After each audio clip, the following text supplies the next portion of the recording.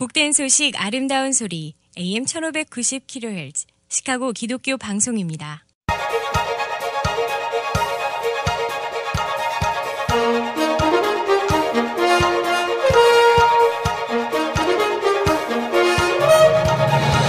김정일 해설위원의 시사 해설. 세상을 넓게 봅니다. 삶의 지평이 넓어집니다.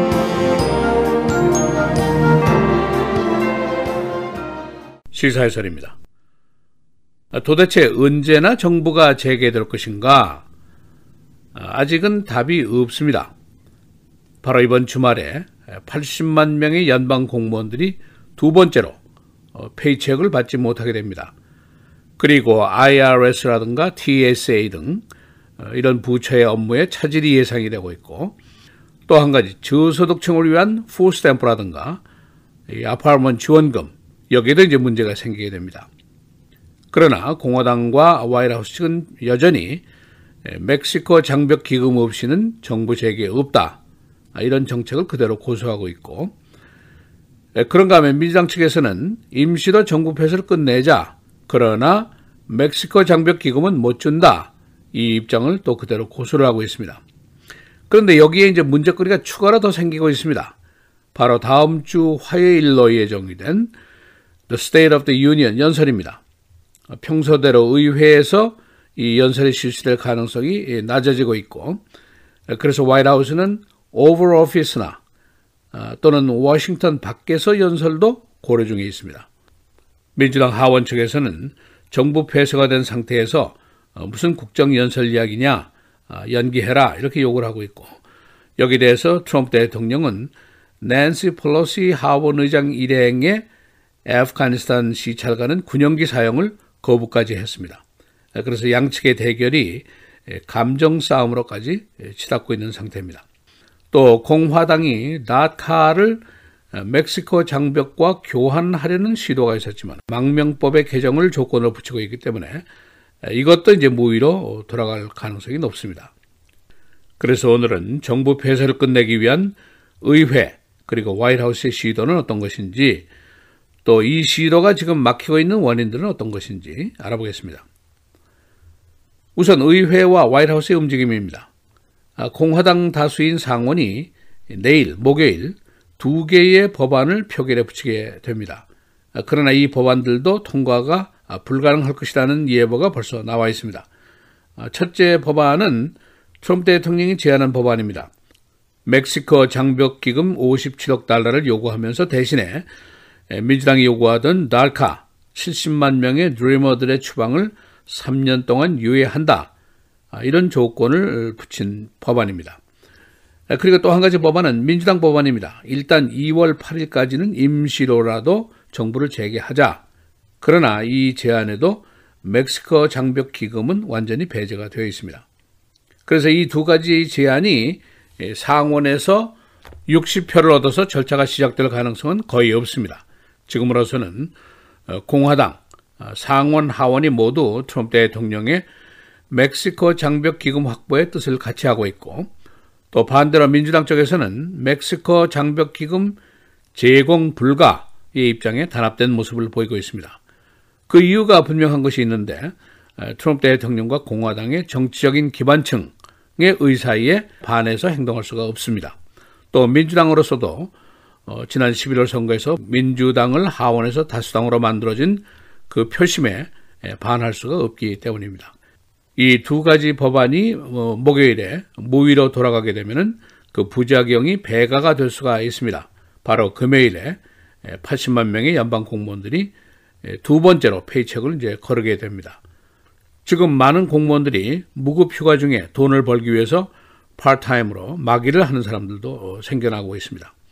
또 IRS의 결혼이 많이 생기면은 텍스 리펀드 업무에 지장이 초래될 수 있고, 그리고 TSA가 한 10%나 시커를 하고 있습니다. 그래서 공항에 긴 줄이 이어지고 보안이 위태로워질 수도 있습니다. 또 한 가지 저소득층들, 풀스탬프, 아파트먼트 보조금, 이 처리할 인력이 없어졌기 때문에 이 돈의 지급이 이제 차질을 빚게 됩니다.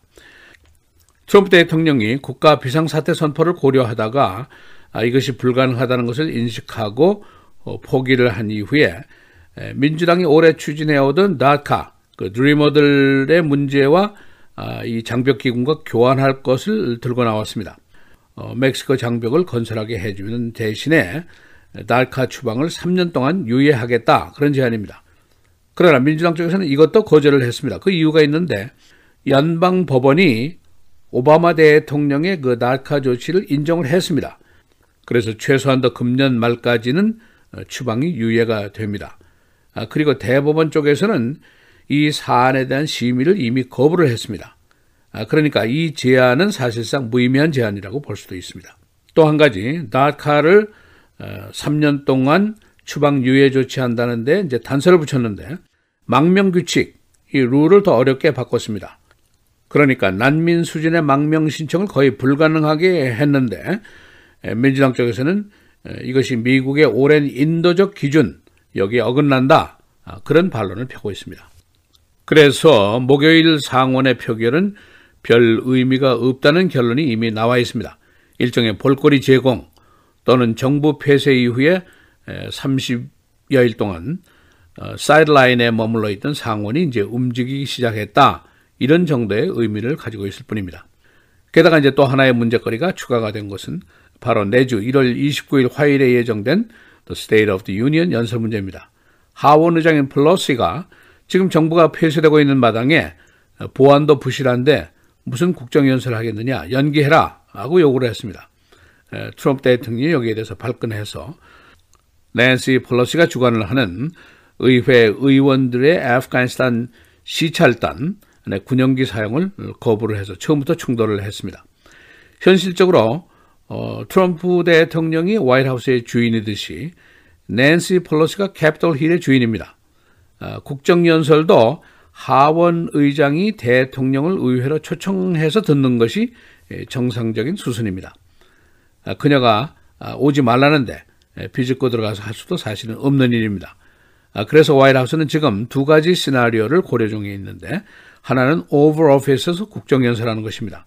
그러나 지난번 연설도 시청률이 매우 낮았고 무엇보다도 그 멋진 의회의 연설 장면을 포기해야 된다는 것, 트럼프에게는 굉장히 억울한 일이 될 수가 있습니다. 또 한 가지, 워싱턴 밖에서 선거운동 집회식의 모임을 만들고 여기서 연설을 하겠다, 그런 시나리오도 고려 중입니다.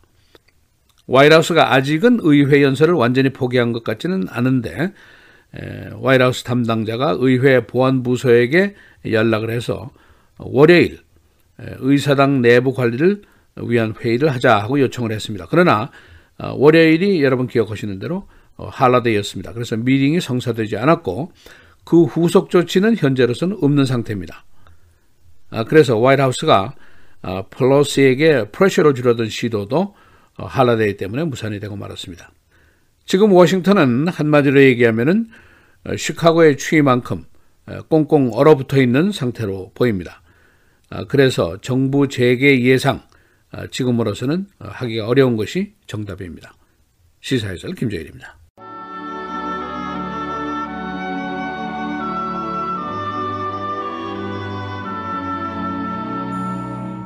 대저 패역한 자는 여호와께서 미워하시나 정직한 자에게는 그의 교통하심이 있으며 악인의 집에는 여호와의 저주가 있거니와 의인의 집에는 복이 있느니라.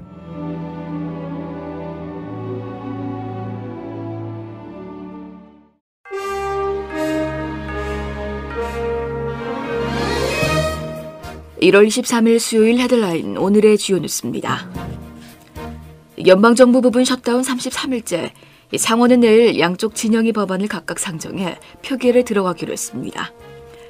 미치 맥코넬 공화당 원내대표와 척 슈머 민주당 원내대표는 어제 오후 회동을 갖고 내일 상원에서 양측의 양보를 담은 중재안을 각각 상정해 표결키로 합의했습니다. 내일 오후에 열리는 상원 전체 회의에 우선 57억 달러 규모의 장벽 예산이 포함된 공화당 측 예산안이 상정되며 여기에는 트럼프 대통령이 중재안으로 제안한 다카 프로그램을 3년 연장하는 내용도 포함되어 있습니다. 이어서 상정되는 안건은 장벽 예산이 제외된 안으로 오는 2월 8일까지 정부가 셧다운을 일시적으로 해제하고 협상을 진행하자는 민주당의 중재안입니다. 뉴저지주 뉴요크 국제공항에 드론 2대가 출현해 비행기 이착륙이 일시 중지됐습니다.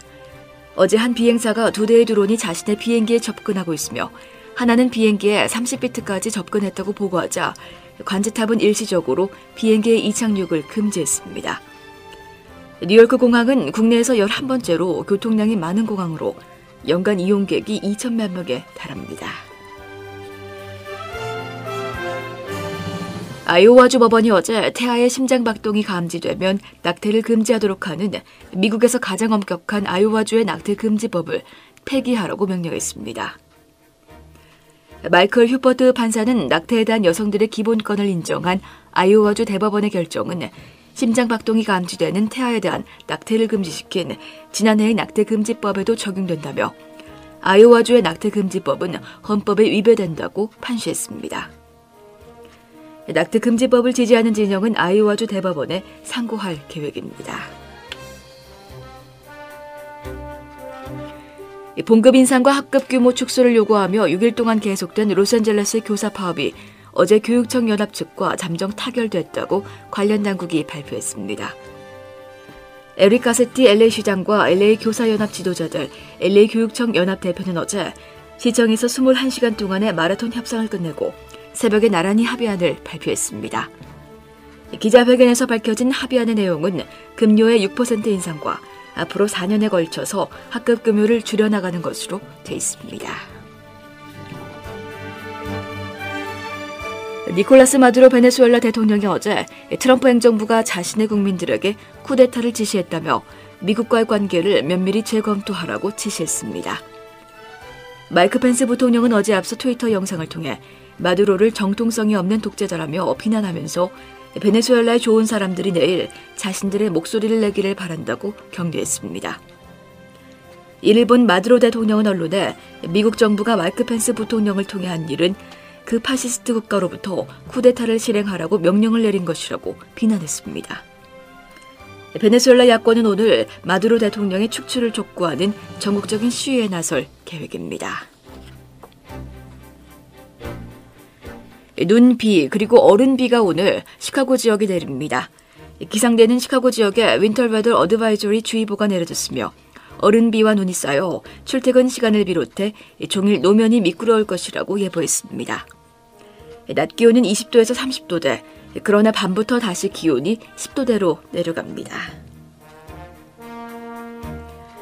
유니언 스테이션 프레폰 천정에서 콘크리트 조각이 떨어져 승객 2명이 부상을 입었습니다. 어제 저녁 퇴근 시간경 트랙5의 천정에서 부식된 콘크리트 조각이 떨어져 소방대가 출동하는 등 소동을 빚었습니다.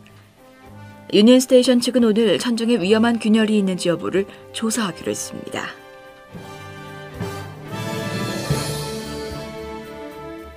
경찰은 오늘도 올랜드팍 쇼핑몰 총격 사건 범인을 추적하고 있습니다. 경찰은 범인이 광도죄로 복역 중 보석 출감한 19살 남성으로 보고 있습니다. 그는 월요일 쇼핑몰에서 18살 난 하이스쿨 학생을 총으로 쏴 절명시키고 도주했습니다. 날씨입니다. 오늘은 윈터웨더 어드바이저리가 오늘 정오까지 내려진 가운데 이른 아침에는 얼음비가 내리다 기온이 점차 떨어지면서 정오까지 일부 지역에는 눈이 내리겠습니다. 예상 적설량은 1에서 3인치입니다. 오늘 낮 최고 32도, 밤 최저 11도. 내일은 아침 한때 맑은 날씨 보이다 차차 흐린 날씨가 이어지는 가운데 일부 지역에는 약한 눈발이 날리는 곳도 있겠고 최저기온 영하 6도 안팎의 혹한이 찾아오겠습니다. 내일 낮 최고 20도, 밤 최저 영하 6도입니다. 금요일 대체로 맑은 날씨 보이겠지만 기온이 한 자리 숫자인 혹한의 날씨가 이어지겠습니다. 낮 최고 4도, 밤 최저 영하 5도입니다.